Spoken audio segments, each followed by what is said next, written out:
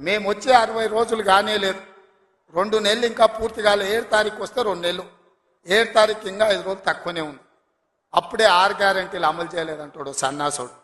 ఆయనతోని శాత కాదు ఎట్లా చేయడంటాడు. పిల్లి శాపనార్థాలకు ఉట్టి దిగిపడుతుందా?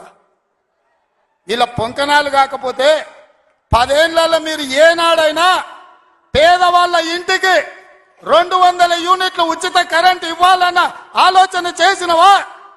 పేదవాడు ఆత్మగౌరవంతో బ్రతకాలి అంటే ఇందిరమ్మ ఇండ్లు ఇవ్వాలన్న ఆలోచన ఏనాడైనా చేసినవా? ఆరోగ్యశ్రీ పథకాన్ని నిర్వీర్యం చేసినావు.